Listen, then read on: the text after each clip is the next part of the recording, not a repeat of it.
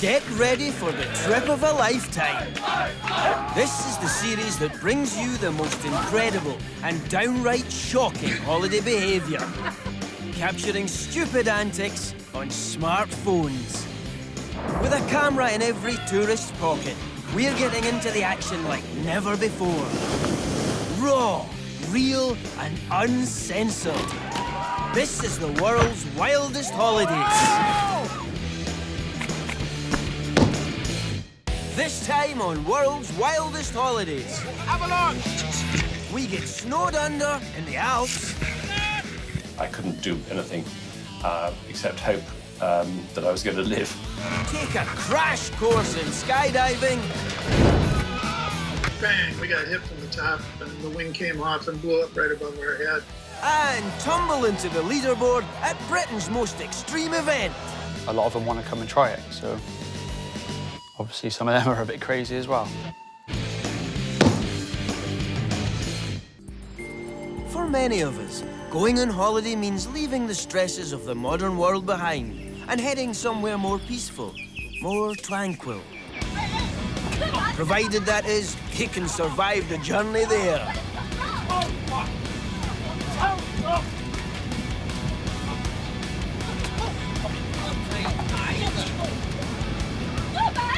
These brawling passengers got a knockout deal in a flight from Beijing to Bangkok. But what happened to make them resort to senseless violence?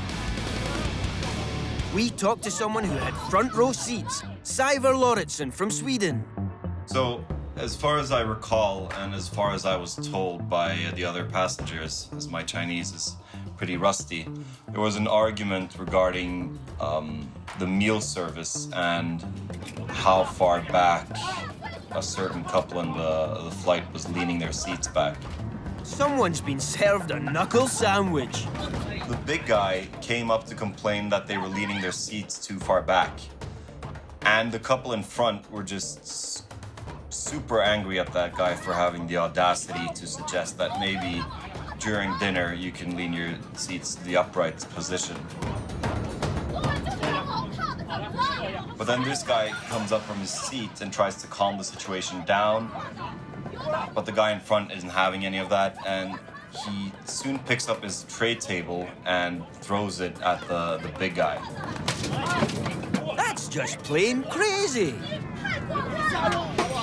And then the guy in black comes and is angry because his wife got hit with some object that the little guy was throwing. And now he wants in on the fight as well. You can see from the very start that there's no way this tiny guy is going to be able to overpower this huge guy. In the interests of fairness, we asked those involved if they wanted to be interviewed. They reclined. Luckily, no one was seriously hurt. But in terms of in-flight entertainment, they were a smash hit. However, there are other ways to deal with aggressive passengers. As demonstrated by this silver-haired superhero. He would describe this as a non-lethal chokehold. We call it choking the chicken. Citizens arrest, dropped him. Shine. Oh, no! Like a little boy. Mate, you're powerful doing that, man. He'd be welcome on my flight anytime. Don't hurt him on the way out. The guys in this clip, maybe not so much. Thanks to one passenger cracking an ill-advised gag about contracting the Ebola virus. I think the man that has said this is an idiot, and I'll say that straight out. They've rolled out the red carpet for some VIPs. The boys in blue are here to rid the plane of the irritant. Not the disease, I'm talking about the prankster. If they can ever find him. Finding a seat on a packed holiday aircraft is tricky at the best of times. But you'd think these space cadets were looking for Area 51, not Seat 51. Having located the Joker, they give him a dressing down. And cart him off for a hosing down. Thankfully, the only environmental hazard they found was the chicken surprise that was served in flight. But this passenger won't be telling any more sick jokes, that's for sure.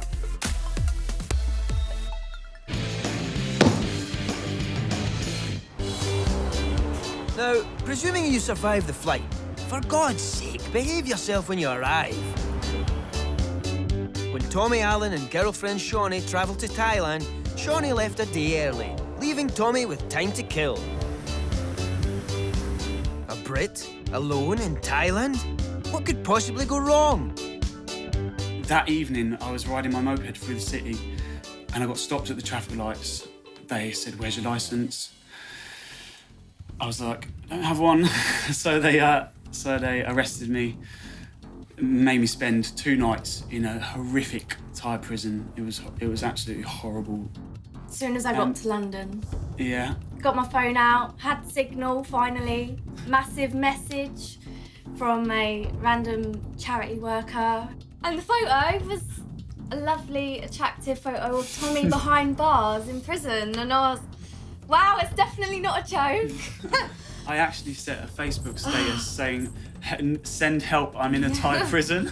And everyone was like... No, you're joking. They were like, "This is a prank." joke. And then I was like, "No, I'm serious. I need help. I'm in a Thai prison." But luckily, I had one friend that was able to send me some money and help me out. But yeah, we'll make sure next time we go, we book the flights together. So we go home together. You best guarantee it won't happen again, because that's an image that will never be erased from my memory. I know what you mean. Tommy really doesn't suit sleeveless vests. In a moment, we'll be leaving claustrophobic airline cabins behind and stepping out into fresh alpine air. Oh, you were lucky. Now that's what you call perfect timing. 2 fails for the price of 1. But keeping your skis on is only half of what skiing is about. You've also got to try to look cool while you're doing it. And this guy has managed to fail at both. Looks like he's going to be going for a while. We'll come back to him later. Hey Simon, it's Sarah. It's a beauty day in Whistler today, but I just wanted to say happy belated birthday to you. This one's for you. Oh, bless. This skier has decided to record a birthday message for our friend while on the slopes. How thoughtful. Although I'm pretty sure he asked for a PlayStation. Oh, maybe you didn't get the hint. Oh yeah! I love birthdays. I love the cards, the cake, the parties. Most importantly, the surprises.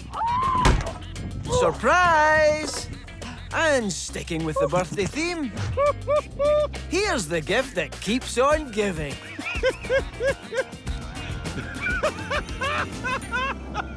All right, I think we've had enough. Trying to look cool on the slopes is one thing, but our next holidaymakers had to keep their cool when they found themselves skating on thin ice. You ski better than I do, so if I can do it, you can do it. Meet Alex and Teddy, whose ski trip to Wildest ended up being a nail-biter. Teddy, it's a figure of speech. Love to go on holidays. Skiing's always been a very big part of my life ever since I was 3 years old. And I've been skiing with Alex for pretty much my entire life too. I'm guessing he was a bit older than 3 when you started. We try to go off-piste as much as possible. It's a fine balance between going where we know or going with a guide. Yeah. Fine balance indeed. Because going rogue on the slopes could set you on a collision course with one of these. Avalanches, caused when a layer of snow collapses and slides downhill at speeds of up to 90 kilometers per hour. Only 1 in 3 people buried by an avalanche is found alive. Not great odds, considering there were 2 of you. So you will be careful now, lads, won't you?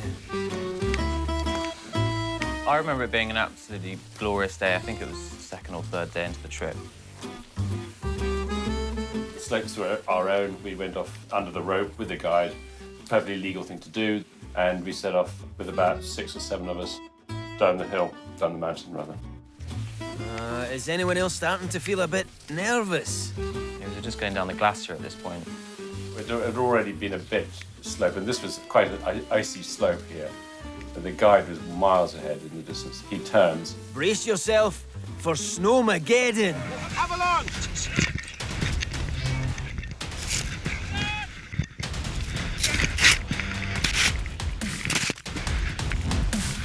Just a rush of the snow. I heard the shout. I didn't know what it was. I was then aware that it was an avalanche, and I thought I wasn't in it. I thought I was not. And then I realised I was actually moving without just being stationary.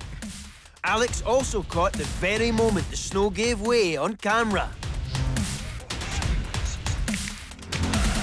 I'm there taking the straps off my wrist to get my, throw my ski sticks away because you don't want to be trapped with them as you're going down.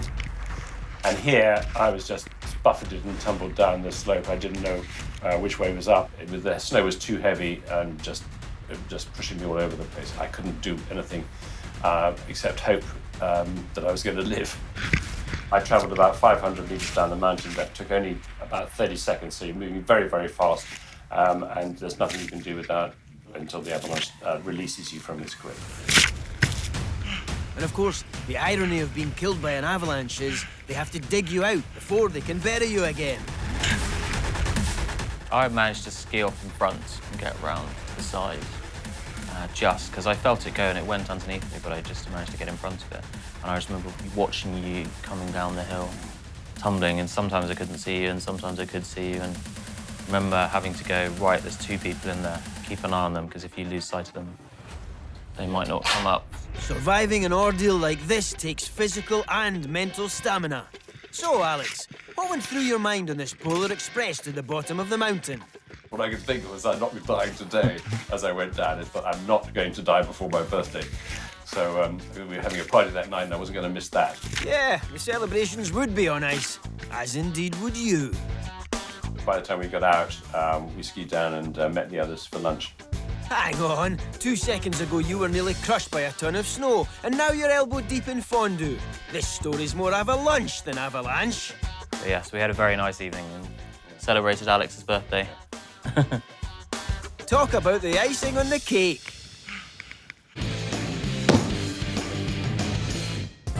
A nice trip abroad would put most of us in high spirits.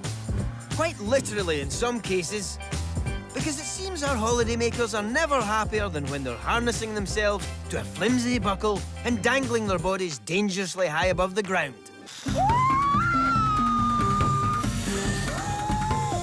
This pair, Megan and Jed, thought that ziplining in Thailand would be a great way to hang out. But for this pair, it turned into something of a letdown. Hold on. And in this case, when she says hold on, she means it. Because I'm pretty sure he's not meant to be dangling from the rope like that. Hold tight, Jed. We're almost at the other side. Wait, what are we going backwards for? This is an emergency. This zip line gives tourists the chance to speed through the jungles of Chiang Mai, hundreds of feet above the ground. Which is great, provided the guides remember to hook your carabiner to the line. Which, in Jed's case, they didn't, leaving him high, dry, and clinging to his friend for dear life. Connect him! Connect him! Thank God, help has arrived. Can we get you anything, Jed? Something to take your mind off things. I want free beer for this. Jetcher, this is all on video. Fucking die! I would rather fall here. Oh, of course, because that tin roof looks really sturdy. You buy me free 10,000 beers. Oh, I don't have a lot of money. I don't know why you're laughing, mate. If you think you're broke now, just wait for the lawsuit. Come back. I'm joking. Sort of. There we go. Despite the guide's unfortunate oversight, thankfully Jed was uninjured. I got you. As for the guide, let's hope they suspended him. Right, Jed, do you want another go? I'm not going back. However, for the real risk takers among us, there's the chance to take our holiday experiences to dizzy new heights. The sky's the limit. Provided you can get up there in the first place. Right, park that. Let's try something else. Now this is more like it. Paramotoring is an incredible way to see a holiday destination from up high, like this guy did when he took an aerial cruise over the Utah desert. Now the guidebook said there's a really great canyon worth checking out right about here. Not this one. You've missed the turn, you fool. Oh, God. Eject! Eject!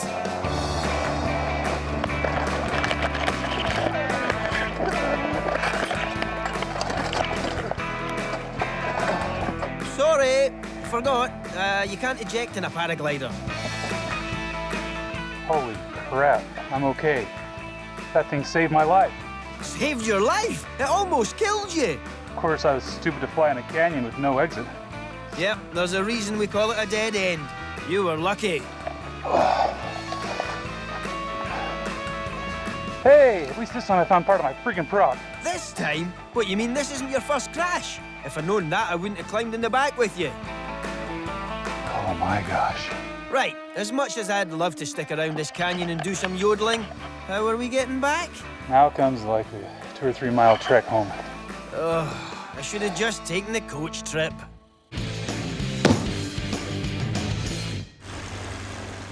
At the summit of all holiday adventures is the skydive. And despite it being one of the more death-defying holiday activities, it's actually pretty easy to learn. Provided you don't book yourself on a crash course. Meet skydiving instructor Mike Robinson, who witnessed and filmed a terrifying mid-air mishap 12,000 feet above the town of Superior in Wisconsin. We had 2 airplanes, 9 skydivers, and 2 pilots. All of us were either instructors or coaches. We're nearing the end of the day, the sun is getting low in the sky, and we have time for one more jump before sunset. With the sun going down and everyone exhausted from a hard day's work, you'd think they'd keep this plain and simple, wouldn't you? We took off, and the airplanes fly in formation with each other. So we have what we call a lead airplane, and we had a trail airplane. And what was supposed to happen is we'd fly up to 12,000 feet in the formation where the lead plane is ahead and the trail plane is behind and to the left and a little bit below. So the pilot in that plane can see the lead airplane. That does sound simple. Can't imagine what went wrong. We've done this jump many times in the past, and there's never been an issue at all. I'll hold you to that. I was halfway out, just taking my grips on my 2 partners when bang, we got hit from the top, and the wing came off and blew up right above our head. Whoa! That was insane! And because everyone aboard the planes was wearing a helmet cam, we get to see it again!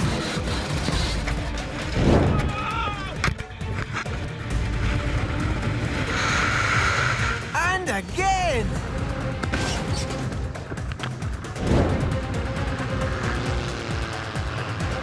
What happened was the pilot of the trail plane got distracted, I believe, when his jumpers were climbing out. And he lost sight of the trail plane. And what happened was he came up over the top of the lead plane and came down and hit us right on top. See, I told you should have kept it simple. What that did was it tore our wing off, and our plane spiraled to the ground, and then the other wing came off. So you've bailed out of flaming wreckage at 12,000 feet? It's lucky you were wearing parachutes. Our goal at that point was to get away from all of the bad stuff that was going on in the air, which we could see our airplane spiraling down to the ground, nose down. Then the left wing comes off the airplane and it's kind of spiraling and it goes right past us. So, you know, that's something we don't want to get hit by.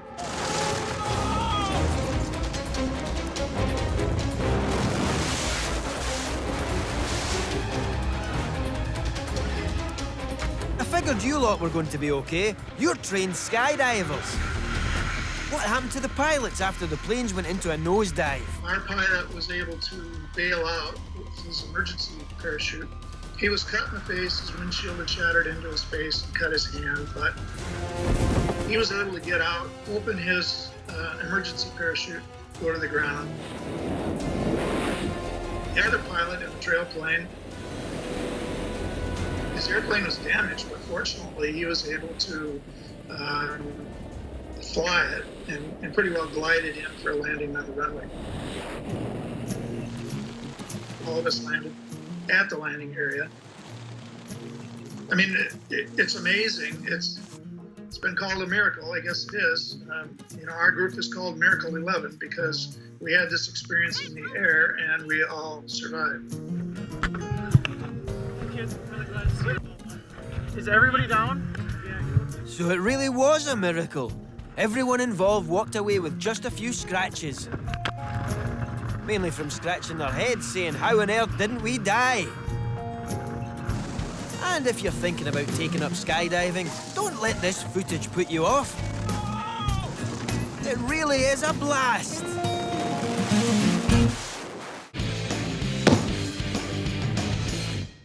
In a moment, we'll see what our holidaymakers catch on camera when they're all at sea.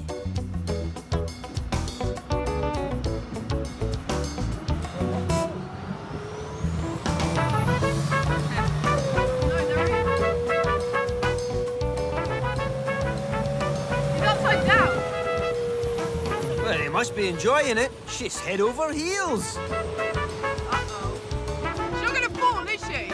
I don't know. You tell us. You're the one who strapped her in there. Her mate can't believe what's happened. She thinks she's having her leg pulled. Well, she is. Literally. It's the only thing her friend can hold on to.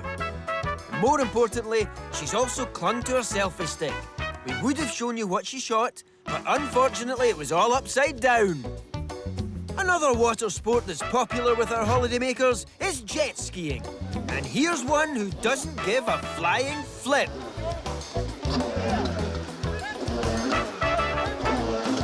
In fact, he gives 8. And the bad news, he doesn't fail once. But when you take a holiday near the ocean, things can happen that you just don't see coming. Meet keen surfers Leanne and Michael, whose passion for the sport takes them all around the world, including famous surfing location, Sri Lanka. What? The holiday to Sri Lanka was pretty last minute. We wanted to go somewhere a little bit off the beaten track, and Sri Lanka at the time wasn't really somewhere that many people went for tourism. Sri Lanka is a great place for watching the night sky, and seeing stars is exactly what happened to Leanne. I remember looking around and I didn't really look properly. Whoa! I didn't really look properly. Let's see that again. Oh, yeah! Wipeout! And then after that, I was just pretty much out of it. I just remember being really dazed and confused. What about if we saw it again in super slow-mo? Would that help clear up the confusion? And it was just unlucky for me that the guy who was surfing that wave didn't know how to go around me. So yeah, it was just an unfortunate accident. That unfortunate accident nearly killed the love of your life, Michael. What did you do? Come on, give us some drama. As soon as I got over to Leanne, she basically passed out. So yeah, I was obviously pretty alarmed. So I made sure her head was up. So obviously that there was no water, she wouldn't drown or anything like that. And then yeah, just obviously tried to get her in to shore as quickly as possible. We were really lucky that there happened to be a paramedic there. So he was out surfing amongst us, and he obviously saw what happened, and he rushed over to Leanne and gave her some advice and checked her all over and stuff. So yeah, it was really lucky that he was there, for sure. To find a medic smack bang in the middle of all this is incredible odds. But how badly was Leanne hurt? So my injuries were mainly to my head. the left side. I had a pretty huge lump for about a week after the accident. I did go back to the hospital when I was in the UK because I was getting like really bad headaches, and they did an x-ray, and apparently I had some bones that I must have like actually broken, and they'd healed a bit weird. So yeah, I probably should have gone to the hospital in Sri Lanka. I was lucky that that day there was a lot of people out in the water, and I had a lot of people to come and help me. So yeah, I do get a bit scared when I look back and think about it. Well, Leanne, you'd better look away right now. Oh dear. In future, Leanne, stick to surfing the web.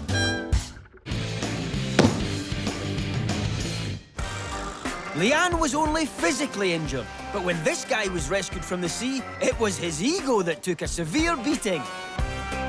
The holidaymaker got into trouble in heavy seas on the Ibethan coast. Luckily for him, there were 4 other tourists ready to help him out. Unluckily, he chose the wrong day to go skinny dipping. Don't worry, mate. This is between you and these 4 guys. They won't tell a soul. Can't say the same about whoever's filming with this drone, mind. After a lengthy explanation about how he got in a fight with an octopus and it stole his trunks, the swimmer got helped out of harm's way. Then he had the bare-faced cheek to try to bum a lift home. Sorry, fella. I think they just leave you there clinging to a rock stark naked. I have to be honest, there's not a lot of muscles on show here, but I think I just spotted a cockle.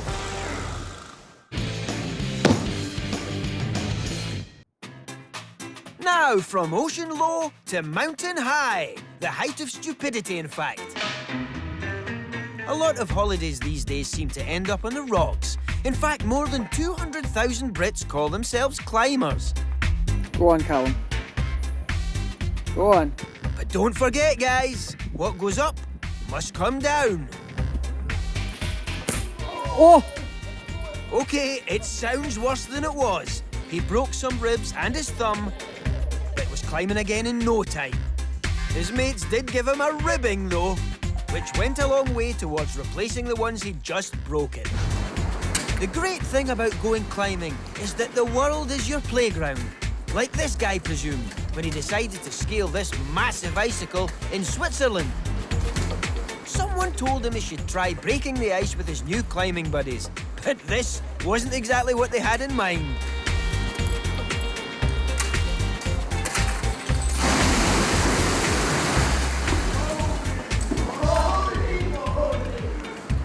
See? I warned you what would happen if you kept picking at it. But if you think that's peak insanity, you ain't seen nothing yet. Meet 23-year-old Robert Duncan, whose relaxing river-based holiday took a scary turn, thanks to a heavy dose of peer pressure from his daredevil brother. I was on holiday with my brother, kayaking down the Danube in the middle of Romania, and we saw this huge structure reaching up into the sky. And he says, we can't go without climbing that pylon there. And I look at him and I look at the pylon and I think, nah, like, come on, we can leave this one. So he says, right, okay. Goes over to the thing and starts climbing up this ladder, gets to the first stage. And I'm sitting in the kayaks thinking, okay, when's he going to come back down? Then I see him go up the ladder to the next stage and I think, okay, well, I can't just sort of stand here whilst he's having all the fun and doing that. Come on, you're supposed to be the sensible one, Robert. Lord. This is really not good for my heart right now. Yeah, it's great for your heart.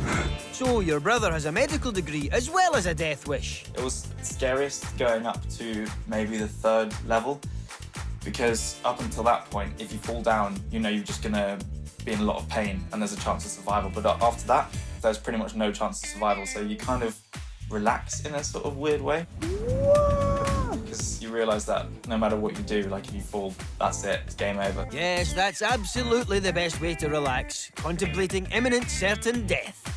So that was my mentality at the point, because this thing was like rusty, very, very rusty and old. And relying on the welding of a communist welder who probably wasn't being paid very much. Those communist builders made things to last. Look at the Berlin Wall. Okay, bad example.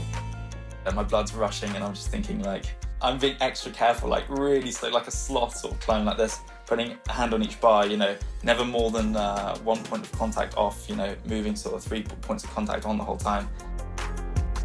And I'm just thinking like, oh, I just want to get this over with pretty much. Get to the top and I'm just like, okay, this is good. Now let's get down, you know, and James, oh, look at this amazing view. And I'm just like, oh. I feel physically ill. Feel sick as a pipe. Oh, there's a gap in the ladders. Yeah. Hello. Still, look at that view. When I got to the top, I mean, I'm there just taking in the scenery. We could see the Danube going sort of past us, and then this vast expanse of agricultural Romania, really. This thing was old, like really old. Legitimately, I can feel the structure wibbling, I think is the right word. Wibbling in the wind. When I was climbing the pylon, I was thinking to myself, Mum's not going to be happy. Oh, she'll be furious. I just thought to myself as well, I've just got to come down this in one piece, I suppose. You'll be fine, as long as you climb down in a normal, non-insane fashion. Why am I going down this forwards? What a stupid idea. Climbing down was, I'd say, possibly the best part of the experience. It was like coming down off an adrenaline high. And then, yeah, by the time I got to the end, I think I wanted to just push on with the trip. Oh, I should think that's quite enough fun for one day. If I see another tower, I'd have a lot of doubt. I'll assess it to see if it's safe enough to climb, but I'm sure there'll be always someone to hand to twist my arm and and encourage me to go climb it. Now, we wouldn't recommend anyone climb a rickety old structure like this pair. They could have died. Leave it to the trained professionals. Like this Romanian couple, who love nothing more than to spend their holidays climbing the country's tallest buildings. Let's meet the guys. This is Flaviu and Anna. Hang on. Are you sure we've got the right people here? Aren't these just some bandana models mucking about in a tent? Whoa. Nope, that's our guys.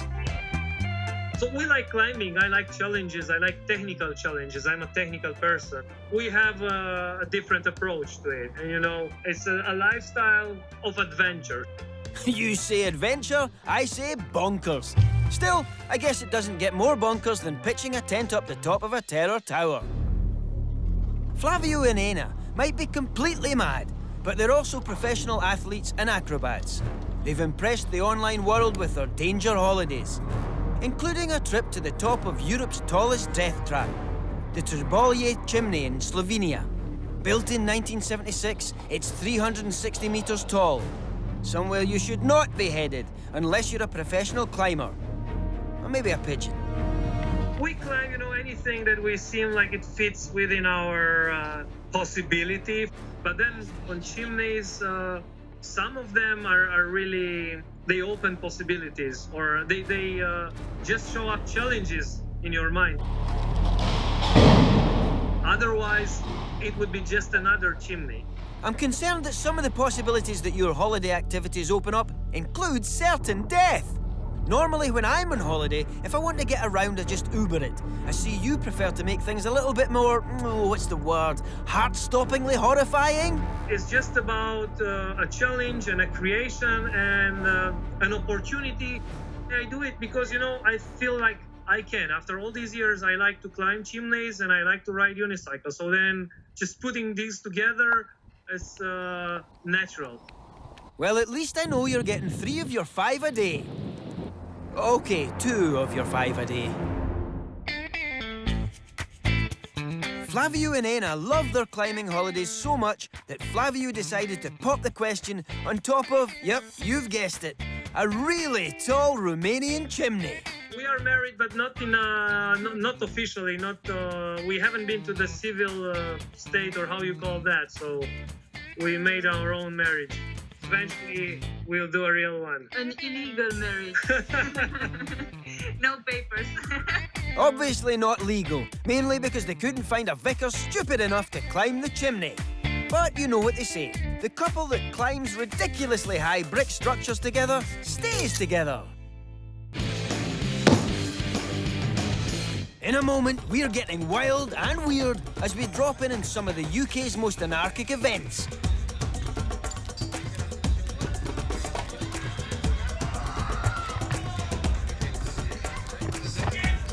Action cam at the ready. He clearly wants everyone to know just how brave he is.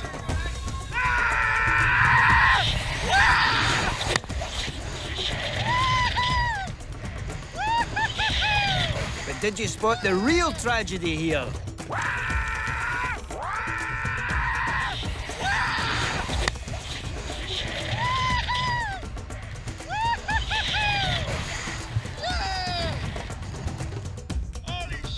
Mate, check your pockets.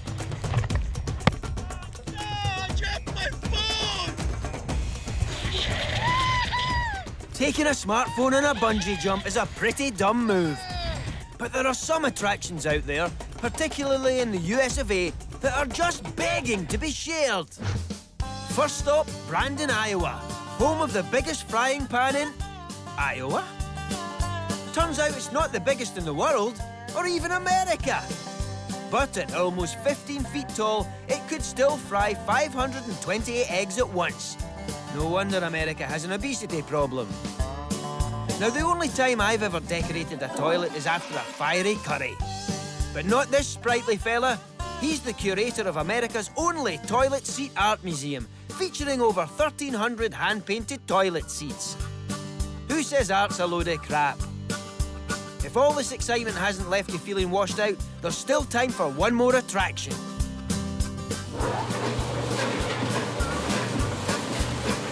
Lee Maxwell's Washing Machine Museum is rated the #1 thing to do in Hurrich, Colorado on TripAdvisor. And with good reason. It was really the electric motor that made the washing machine popular. It's good, clean fun. Ask him nicely and he'll get one out and take you for a spin. But for something even more exhilarating, keep calm and carry on, just across the pond to Great Britain.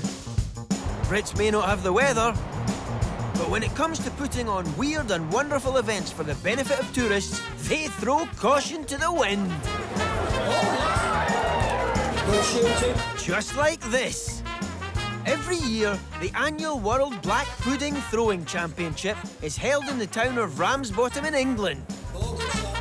Even though these puddings look like something that came from a real ram's bottom, they're made from pig's blood.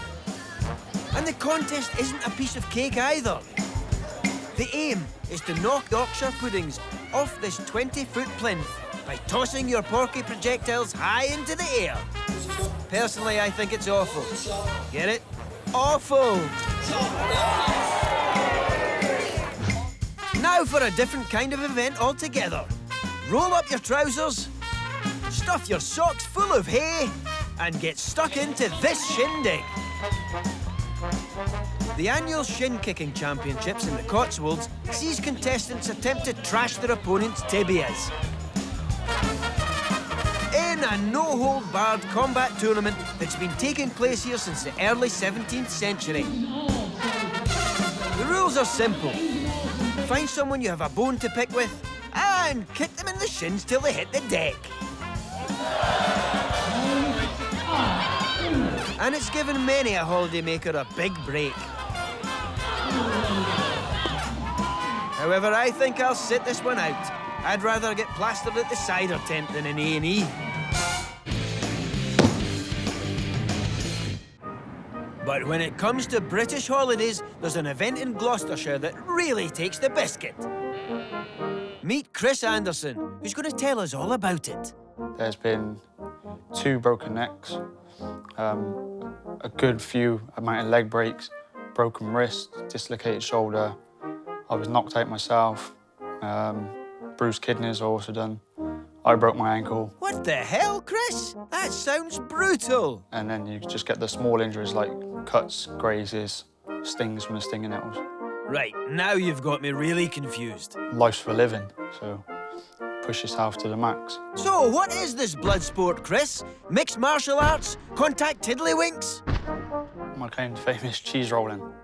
If that has you rolling in the aisles, allow me to bring you back down to earth with a bump. Because cheese rolling is spectacularly rough and tumble. Everyone chases after the cheese down the hill. And then the first person to the bottom of the hill wins the cheese that you chase. But regardless of whether you get your hands on this 8-pound wheeler double Gloucester, you're guaranteed to eat dirt. Chris has won more than 20 times, which I guess makes him the big cheese. I find once I'm running, it's just kind of trying to run, stay on my feet. If I fall over, get on my feet as fast as possible. And then once I'm at the bottom of the hill, you just kind of get sort of adrenaline rush from it. And the adrenaline kind of masks any injuries. But the best thing, holidaymakers are more than welcome. They really roll out the red carpet for their international guests. I think this year there was German crews, one of the Japanese guys at the front here in the blue knocked himself out just now. He went down the left-hand side of the hill, which is a big no-no. He was from Australia. I don't know why he would go down in underwear. He's rolling down through all the stinging hills. I think the people who come here on like holidays, I imagine they would think that we're pretty crazy and a bit mad, but then a lot of them want to come and try it, so obviously some of them are a bit crazy as well. The most recent Grand Prix racked up all the usual bumps and bruises. Let's pay fromage to some of the standout competitors. This is the latest race. A girl who's just fallen over. On winning this race, she became joint women's champion.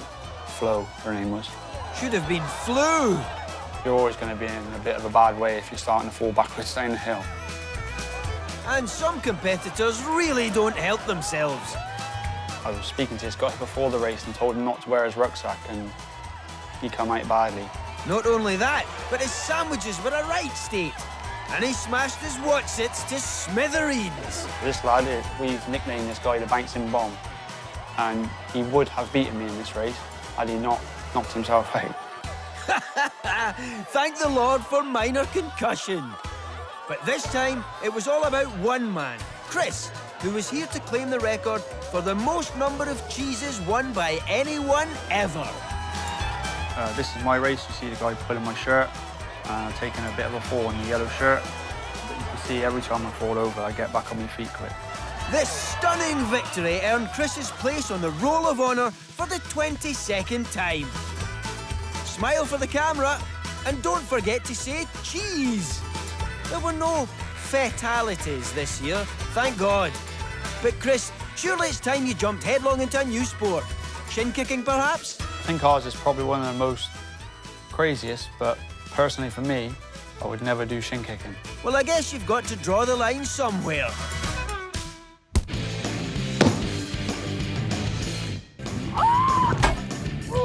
That's all for now.